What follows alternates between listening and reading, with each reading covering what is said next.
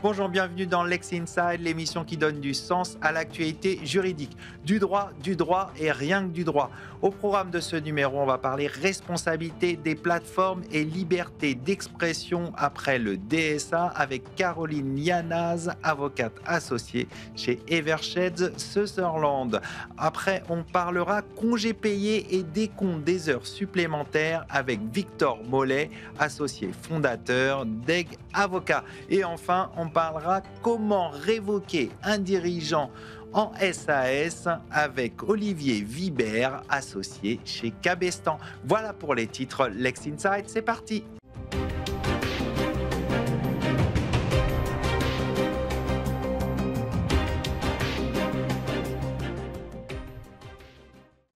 On va parler DSA, comment les plateformes intègrent les nouvelles obligations et comment ça s'interprète avec la liberté d'expression. On en parle tout de suite avec mon invité, Caroline Lianaz, associée chez Eversheds Sutherland Paris. Caroline, bonjour. Bonjour Arnaud. Alors, on va voir que le DSA a eu un impact concret sur les obligations des plateformes et on va s'intéresser aux premières décisions post-DSA. Tout d'abord, quelles sont-elles? Quelles sont les premières tendances de ces décisions?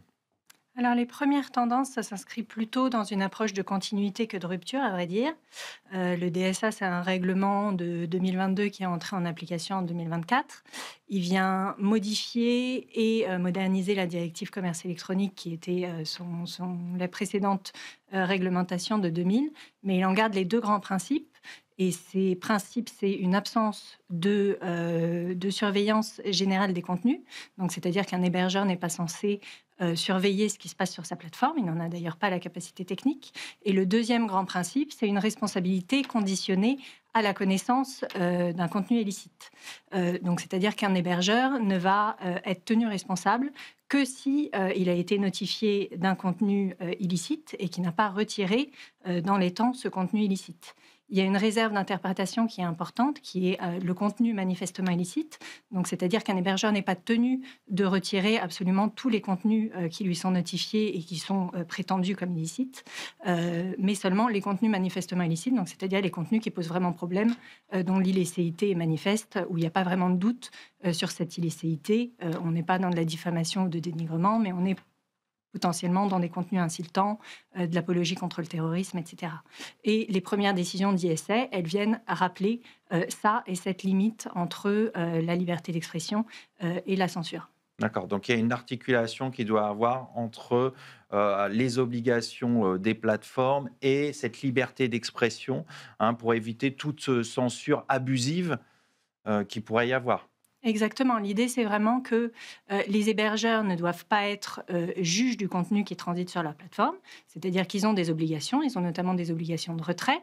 Ils ont des obligations de modération du contenu. Mais ils ne doivent pas se transformer en censeurs, notamment en censeurs privés, parce que ce qu'on veut éviter, c'est l'autocensure. Et on veut vraiment qu'il y ait cette liberté d'expression qui soit préservée et qu'il y ait une balance qui soit faite entre, bien sûr, les contenus manifestement illicites et la liberté d'expression.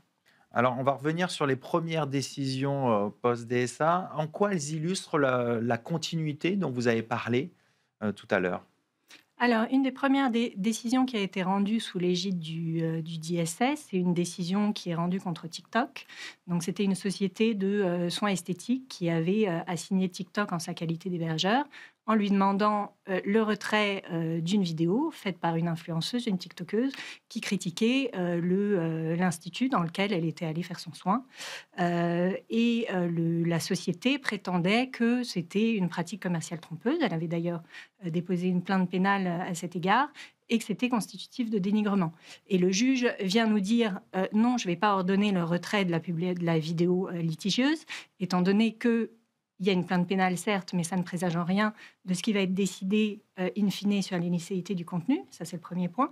Et le deuxième point, c'est le côté dénigrement, c'est-à-dire que la TikTokeuse critique l'Institut de soins, elle critique les soins qu'elle a reçus là-bas, mais ça reste une critique mesurée, raisonnable, qui ne dégénère pas en un abus de la liberté d'expression et en un dénigrement. Donc on est vraiment dans une évaluation au cas par cas par le juge de où est-ce qu'on met le curseur Est-ce que c'est du D'accord. dénigrement? Est-ce que c'est de la diffamation? Ou est-ce que c'est juste l'expression d'une opinion qui, certes, est une expression négative et mécontente des soins qu'elle a reçus, mais qui reste dans les limites de la liberté d'expression? Alors, quels critères le juge il utilise? Alors, le juge qu'il utilise comme critère, c'est le critère du manifestement illicite. C'est-à-dire que ce qu'on voit depuis la LCEN, donc la LCEN, c'est la loi pour la confiance dans l'économie numérique. Elle existe dans le paysage législatif français depuis 2004. Elle vient transposer la directive e-commerce dont on a parlé, donc le prédécesseur du DSA. Et cette LCEN, elle reprenait ce principe de responsabilité limitée au contenu illicite. Et lors de la promulgation de la loi, de cette LCEN, le Conseil constitutionnel avait émis une réserve d'interprétation assez importante. Il avait dit justement que la responsabilité, elle est limitée au contenu manifestement illicite qui n'aurait pas été retiré après qu'ils aient été signalés. Et vraiment, ce sujet de manifestement, il est vraiment au cœur de la jurisprudence LCEN et maintenant DSA, c'est-à-dire qu'on a vraiment une évaluation au cas par cas, mais le curseur, c'est un petit peu, est-ce que cette illicéité est évidente? D'accord. C'est-à-dire que, par exemple, quand vous avez un contenu diffamant ou un contenu dénigrant, peut y avoir une discussion sur est-ce que c'est raisonnable, est-ce que c'est excessif? Par exemple, en matière de diffamation, c'est une infraction de presse, il y a l'exception de vérité, il y a l'excuse de bonne foi. Donc tout ça, c'est des choses dont on peut discuter, que bien sûr un hébergeur ne peut pas faire. Il ne peut pas faire une analyse légale comme le ferait un juge à chaque fois qu'il reçoit une notification LCEN de demande de retrait.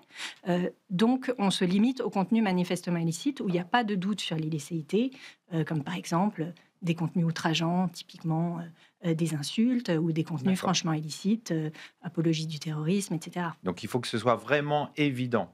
Il faut vraiment que ce soit évident et c'est vraiment, ça s'inscrit finalement dans la droite ligne des infractions de presse et l'évaluation de la liberté d'expression. Qu'est-ce qu'un abus? Qu'est-ce qu'il n'est pas un abus? Et le juge va vraiment faire une appréciation in concreto. Et ce qui est assez rassurant des premières décisions post-DSA, c'est qu'on voit que le juge continue à faire cette évaluation. Le DSA ne reprend pas le critère justement du manifestement illicite dans le corps du texte par D'accord. rapport aux obligations de retrait de l'hébergeur. Il le reprend dans quelques considérants, mais il ne le détaille pas dans les obligations de l'hébergeur. Donc la question était un petit peu de savoir si le juge allait finalement un peu s'engouffrer dans la brèche, s'asseoir un petit peu sur ce critère jurisprudentiel qui avait été dégagé par les juridictions françaises à la suite de la décision du Conseil constitutionnel. Et la réponse est non. Le juge reste dans la droite lignée de sa jurisprudence précédente et garde cette évaluation finalement très juridique d'évaluation des contenus qui transitent sur les services en ligne. Donc, ce contrôle de proportionnalité reste central pour vous et ça va être une tendance de fond qui se dégage, enfin, qui continue de se dégager. A priori, il n'y a pas de raison que ça change, étant donné qu'on a eu la directive e-commerce, on a eu la LCEN et maintenant on a le DSA.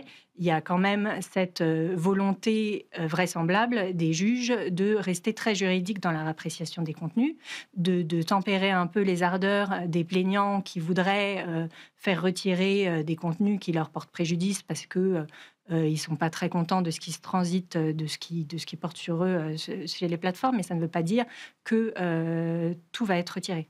Pour finir, est-ce qu'on a une clarification du rôle des plateformes avec ces décisions? Alors, je ne dirais pas une clarification parce que c'est dans la droite lignée, mais on a certainement une consolidation de la jurisprudence ancienne.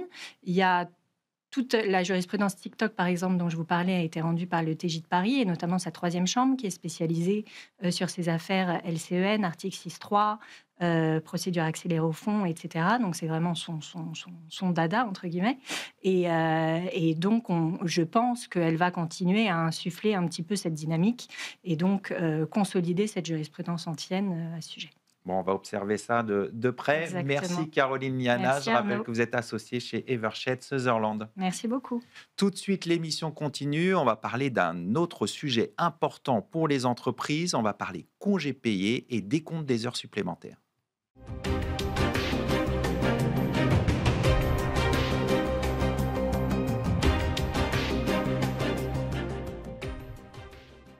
On On poursuit ce Lex Inside et on va parler d'un arrêt de la Cour de cassation du 10 septembre dernier sur les congés payés et le décompte des heures supplémentaires. Quels sont les enjeux, quelles sont les conséquences pour les entreprises?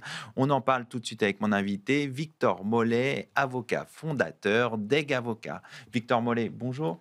Bonjour Arnaud. Alors avant de s'intéresser aux conséquences de l'arrêt du 10 septembre dernier, on va revenir un peu avant sur l'état du droit positif avant cet arrêt majeur donc sur les congés payés et le décompte des heures supplémentaires.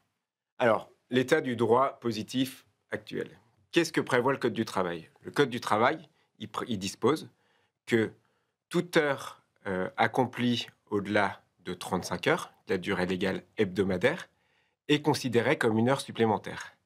Donc, dès lors qu'un salarié est soumis à un décompte hebdomadaire du temps de travail, dès lors qu'il dépasse cette durée légale de 35 heures, les heures au-delà de 35 heures sont décomptées comme des heures supplémentaires avec les majorations afférentes. Donc, 25% pour les 8 premières heures et 50% pour les heures au-delà.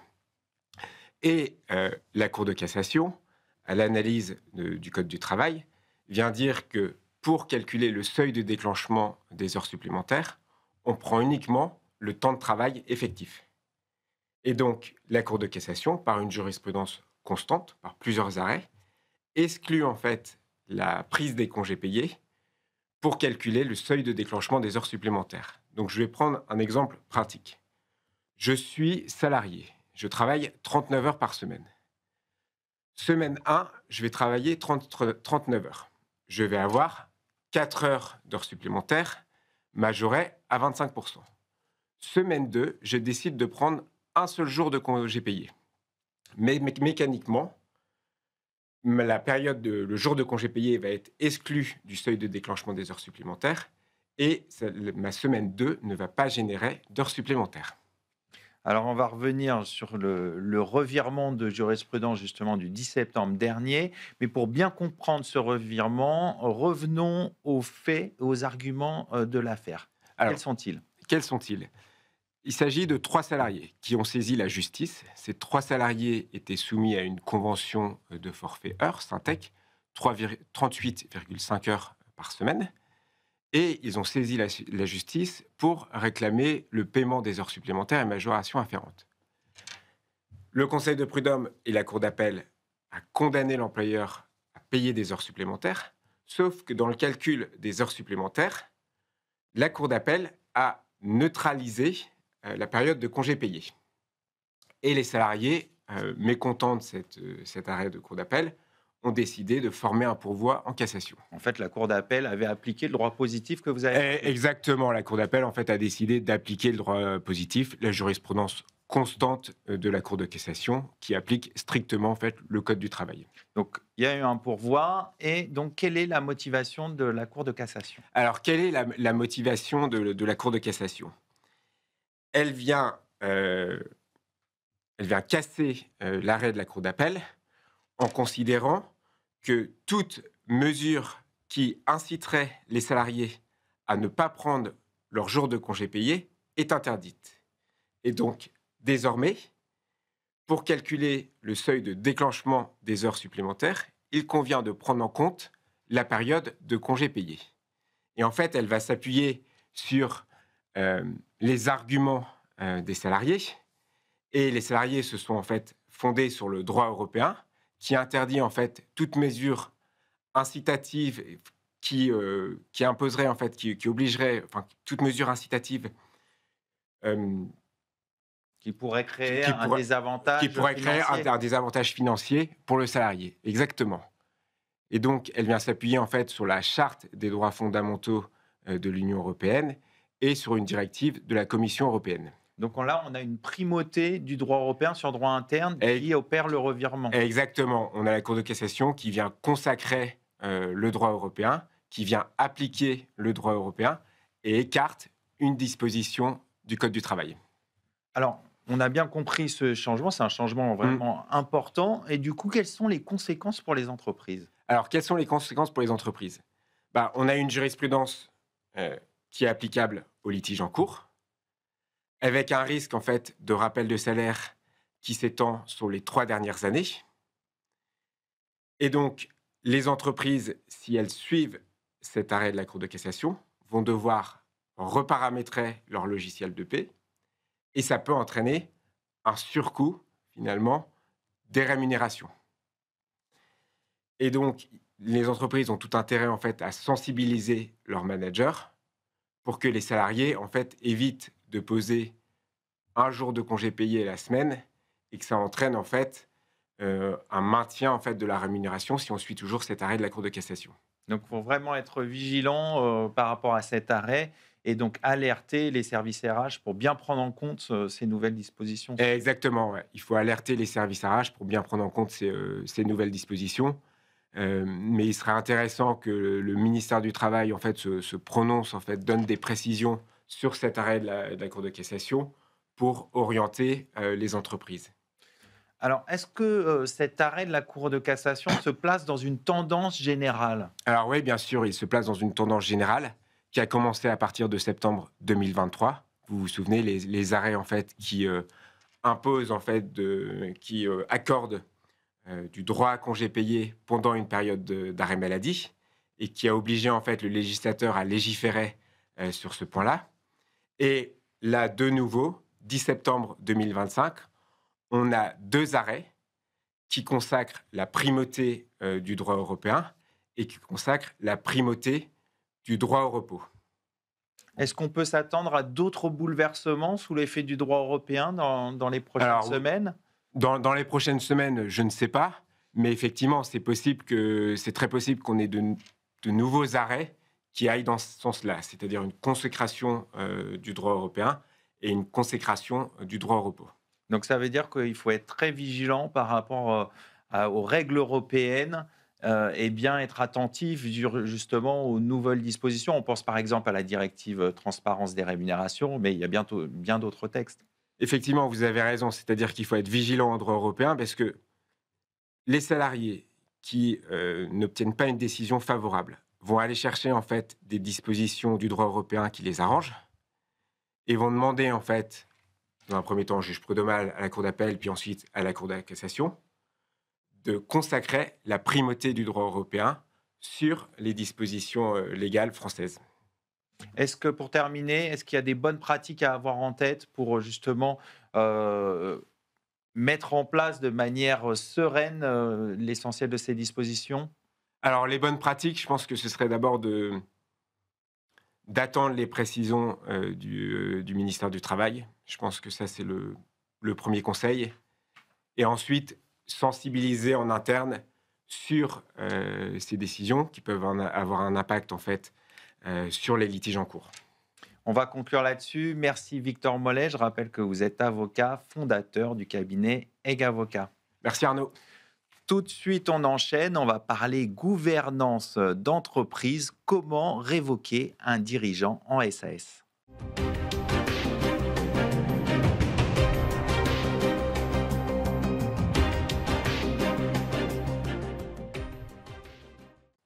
Comment révoquer un dirigeant en SAS? On en parle tout de suite avec mon invité, Olivier Vibert, associé chez Cabestan. Olivier Vibert, bonjour. Bonjour Arnaud Dumouriez. Alors, on va rentrer tout de suite dans le vif du sujet. Quelles sont les règles de base pour révoquer un dirigeant en SAS? Alors, dans les SAS, comme souvent avec les SAS, il faut regarder dans les statuts. Parce que l'avantage de la SAS, c'est qu'on a justement une certaine liberté contractuelle. La réglementation n'est pas très détaillée, contrairement à la SARL. Et donc, on peut définir ses propres règles. Donc, dans les statuts, vous allez trouver normalement les conditions de révocation des dirigeants, les conditions de nomination également, les conditions de fonctionnement, les pouvoirs du dirigeant, mais les conditions de révocation. Si vous ne trouvez pas grand-chose dans les statuts, vous allez devoir à ce moment-là quand même faire un peu attention. Ça ne veut pas dire qu'il n'y a aucune règle. À ce moment-là, il faut respecter certains principes. La contradiction, c'est-à-dire qu'il faut quand même permettre à la personne, au dirigeant, de se défendre un minimum. Et il ne faut pas que la révocation soit abusive, qu'elle ne soit pas injurieuse, et qu'elle ne soit pas brutale. Voilà les quelques règles de la révocation du dirigeant dans les SAS. Alors, on vient de voir les grands principes. On va s'intéresser à la jurisprudence parce qu'il y a des arrêts importants qui sont intervenus le 9 juillet dernier. Quels sont les enseignements de ces arrêts? Alors, le terme enseignement est assez bon, puisque la Cour de cassation et la Chambre commerciale essayent d'être assez pédagogique et didactique dans sa jurisprudence. Et elle a rendu 2 arrêts le même jour. Un premier arrêt où elle va donner, enfin, dans chaque arrêt, elle va donner une leçon. Premier arrêt, la Cour de cassation nous dit, vous avez les statuts, et les statuts ont une primauté sur tout le reste. Et même si les associés sont tous d'accord pour finalement faire une exception au statut, ils ne peuvent pas le faire. Les statuts priment, et donc les associés, s'ils veulent, s'ils ne sont pas d'accord avec des règles des statuts, il faut qu'ils les changent, il faut qu'ils fassent une modification des statuts, mais ils ne peuvent pas dire, bon, pour une fois, on va les mettre de côté et on va se mettre d'accord là-dessus. Donc ça, c'est le premier enseignement et premier arrêt. Deuxième arrêt, ils vont s'intéresser au pacte extra-statutaire, c'est-à-dire au pacte d'associés, au pacte d'actionnaires.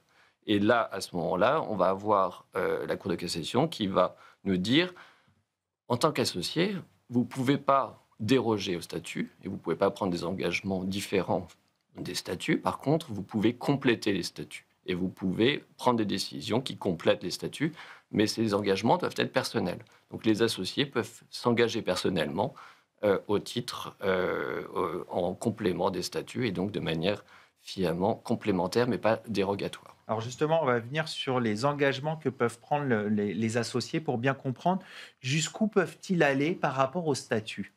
Alors, il faut que ça soit complémentaire, mais non dérogatoire, encore une fois.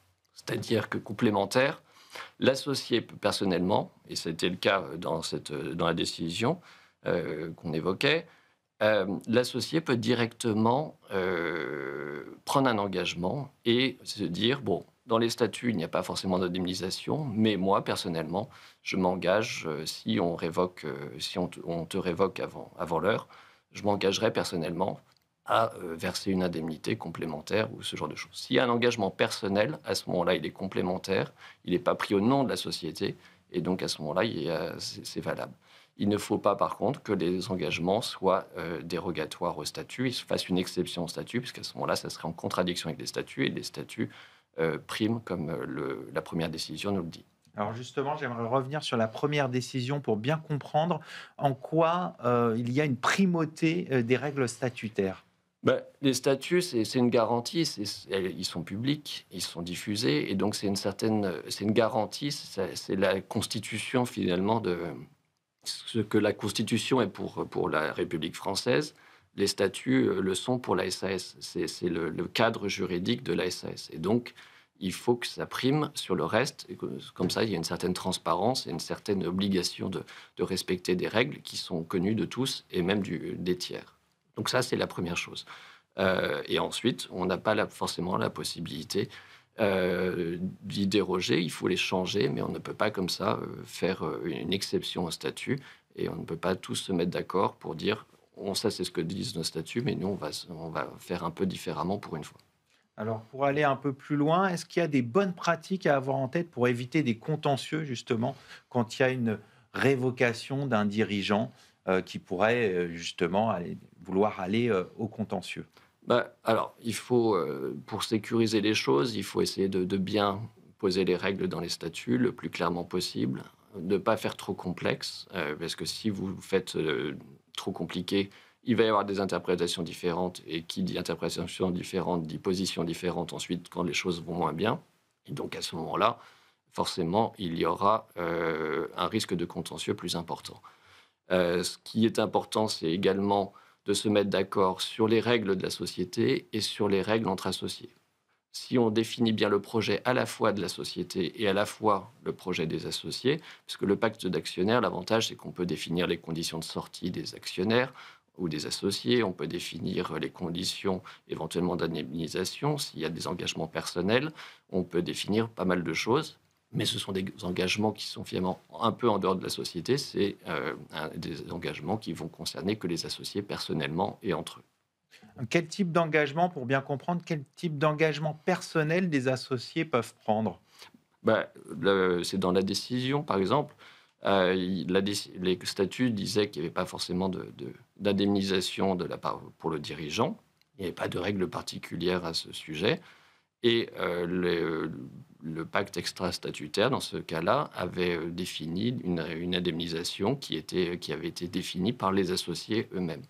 Et donc, c'était les associés eux-mêmes qui s'étaient engagés à indemniser et à fixer une indemnité en cas de révocation du dirigeant. Et c'est d'ailleurs tout le litige, et la Cour de cassation a validé ce procédé et cette façon de faire.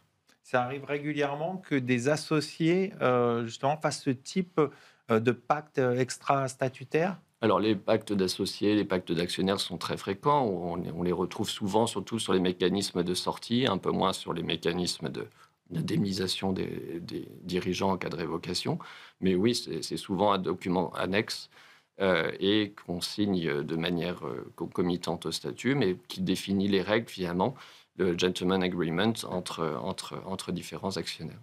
Alors, si on revient aux jurisprudences, est-ce que selon vous, on a une tendance de fond qui se dégage ou c'est une confirmation de la tendance de la jurisprudence actuellement? Il n'y a pas de... En fait, pour moi, c'est surtout une clarification. Il n'y a pas énormément d'éléments nouveaux dans ces deux décisions, mais elle clarifie la règle et elle a cette vertu pédagogique qui est de bien définir et délimiter le rôle des statuts et le rôle des pactes extra-statutaires pour essayer d'éviter justement les contentieux liés à ça, parce que il faut bien donc distinguer les statuts avec les règles de la société, des engagements et les règles de fonctionnement de la société. Le pacte extra-statutaire, c'est les engagements personnels des associés à côté de la société. Donc, prendre le temps de la réflexion pour tous les associés, pour bien rédiger, à la fois bien déterminer à chaque fois quels sont les engagements qu'on va prendre. Est-ce que ce sont des engagements de la société, des règles de fonctionnement de la société? On va les mettre dans les statuts. Ah non, ce sont des engagements personnels plutôt. Donc à ce moment-là, on va plutôt les mettre dans un pacte extra-statutaire ou pacte d'associés. Alors, on peut peut-être pas tout prévoir d'un seul coup. Est-ce qu'on peut amender que ce soit les statuts ou les engagements personnels, et dans quel cadre on peut le faire, pour terminer? Alors, heureusement, on peut le faire, sinon ça serait assez complexe. Ce serait trop rigide. Et ça rendrait les statuts encore plus difficiles à rédiger au début, surtout qu'on est toujours pressé de les rédiger pour que la société commence son activité. Donc, oui, on peut les modifier. Donc, la modification des statuts, elle est possible. Pendant la vie de la société, il faut prendre une assemblée générale extraordinaire qui modifie les statuts et donc on fixe les règles. Selon les différentes règles, il y a différentes majorités, mais bon, ça c'est tout à fait possible et c'est tout à fait classique. Il faut une assemblée générale extraordinaire et on peut rectifier ou modifier les statuts. Ce qu'on ne peut pas faire, c'est faire une petite exception et une entorse au statut, finalement. Et pour les pactes extra-statutaires ou les pactes d'associés, on peut parfaitement aussi les réviser, les revoir. C'est même assez sain de se revoir entre associés de manière récurrente et de redéfinir le projet de manière régulière pour essayer de définir, selon l'évolution du projet et autres, ce qu'il y a à revoir ou non, et ce qui est encore valable et ce qui doit être revu. On va terminer là-dessus. Merci Olivier Vibert. Je rappelle que vous êtes associé chez Cabestan. Merci beaucoup. C'est la fin de cette émission. Merci de votre fidélité. Restez curieux et informés. À très bientôt sur Be Smart for Change.